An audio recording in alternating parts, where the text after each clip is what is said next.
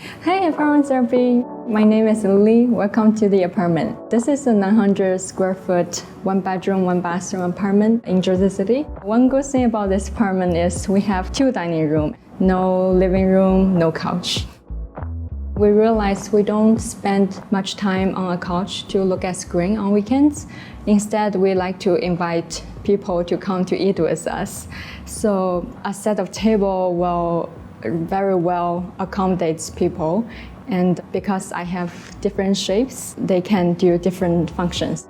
So the shape of table actually matters a lot. For the round table, sometimes it's nice to have one centerpiece on the table, and we set it here because we have this fantastic view of the New York skyline.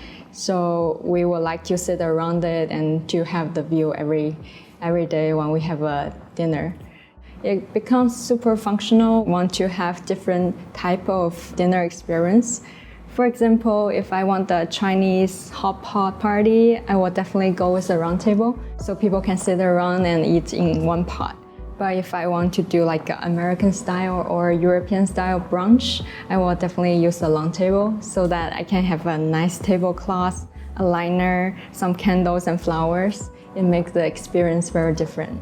I am a landscape architect, and I also make table setting and the creative bakery as a food artist. Having a nice working space is very important to me. I think this is from COVID period where when we have to stay at home all the time. I usually work on this long table, and guess where my seat is? It's that one have two views towards the Manhattan. Just as an interior designer or architects, they usually put their fabrics and samples on the table like a physical mood board. For me, it is too. I have to see the stuff and then make a decision whether I like it or not. And you can also see I have the shelf beside the table. It's very reachable. It's where I can get the things I like with the least amount of effort. So going through the front door, the first thing you will see is the kitchen. It's definitely an upgrade from my old apartment. The size is very nice, and there's a little small window. And I think after I saw this kitchen, I'm already half sold of this apartment. And then coming through a little corridor, here is the main kind of dining area. Keep going into the room, here is our living room / workspace. And besides the living room is our bedroom, also a workspace for my boyfriend. So when we set up the layout of house, we sort of circulation, so it's always a flow, no disruptions. And good we did that, because now I have two scooters all around. I have this broken ankle with me. I broke it when I was climbing last week. It's kind of stupid, but I was almost hit my first V3. It's a sad story, but I have my scooter here, so I can still scooter around the house somehow. So you can see all the big furnitures in this room are those primary colors. We usually don't use pastel color for those big ones. When people ask me what's the style of my home, I will say it's a very hard question because it's really a mix of everything. You can see the kind of a modern style furniture a lot with very simple geometry and just no ornaments. But we also have some very organic shapes, more contemporary pieces with a lot of colors. So with the architecture background, at school we usually just do black and white. And that was my preference for a very long time.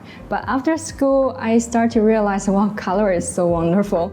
You can start to have small pieces of colors, and then you can move to having bigger ones, bigger furnitures with a color if you think that fits your taste. When we pick color, we are not afraid of primary color, which is actually very strong. What we do is like pairing those primary colors by contrast. So it brings a lot of dynamic in terms of the presentation of the color. The first thing we actually got for this apartment is the LC2 sofa by Le Corbusier. You can see it's very clean, and the structure is so slim, but with only one color for the whole cushion. Because we have the white table, we thought maybe it's fun to have a colorful carpet. And you can see this grid is with very contrasting color. To be honest, it took us like 2-3 weeks to decide whether we want to go this bold. But we finally said, okay, let's try it. We sometimes add black as a little objects in the corner. It's very needed. We use a lot of black on storage, so your eye is not gonna be driven to the storage. For the lights, we don't have those big overhead lights, but instead we have a lot of little lamps for creating ambient lighting. You can see our ceiling is quite busy actually. We have a lot of strings going on.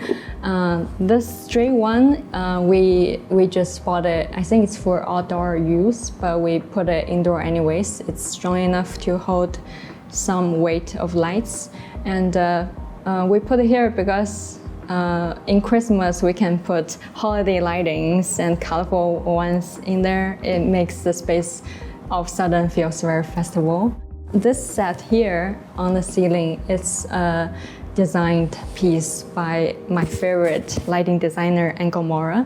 This system is called the Yayaho, and it's a low voltage light. So the current goes through this 2-string and the light just hand it over. So we don't see any wires or anything.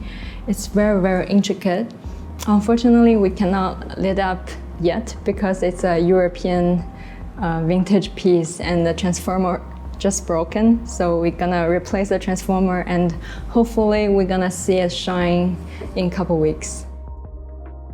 And as you can see, the kitchen is kind of basic, very white, stainless steel and gray countertop. There's not much color, but again, it's just like a white canvas for me. So to make it more vibrant, I added those colorful cutting board.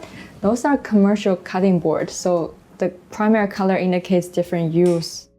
I use them as a serving plate as well, because the food on a good color, it will make together make everything very nice. One thing we did is I add those lights under the cabinet because the space is kind of dark. Instead of doing an LED light, we choose a grow light stripe.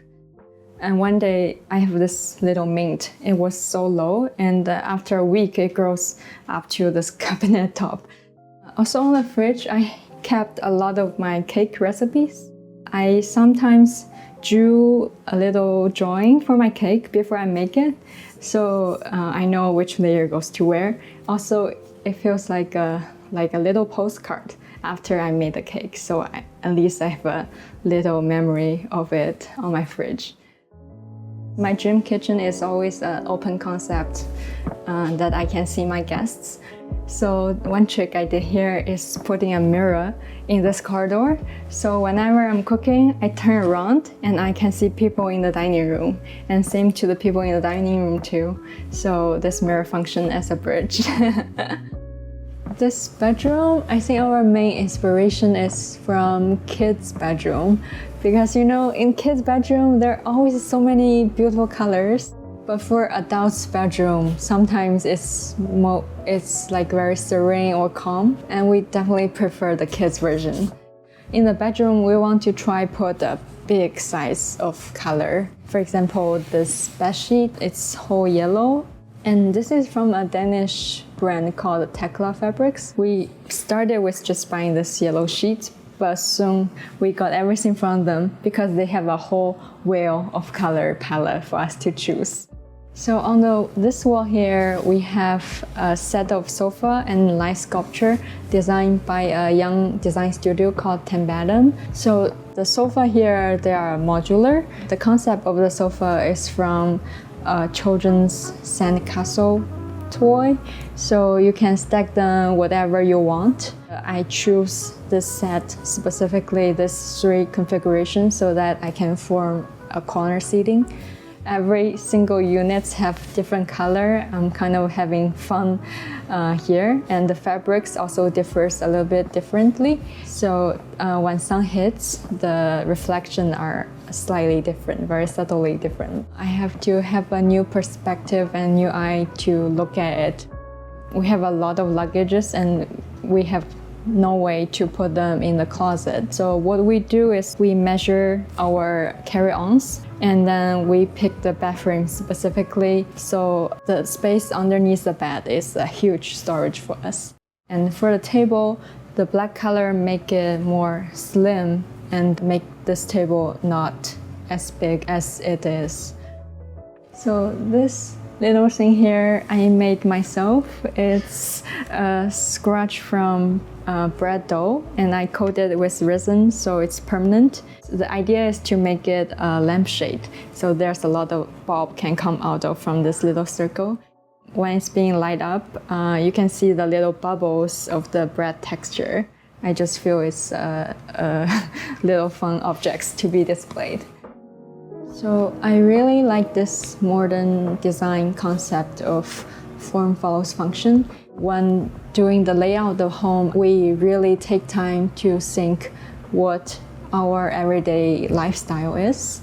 So the home itself is more like an extension of our lifestyle, not a copy of some other people's home. And a home is also a playground for us. For example, at this home, it's a playground for us to match colors. There's a lot of trial and error, but we would love to test it out.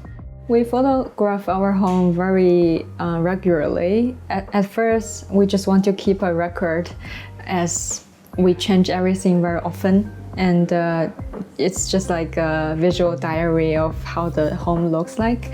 But now it becomes just an habit to take off the camera and just record the moment. This little flower, which just bloomed today, I think for you guys to come. It never happened before. Yeah.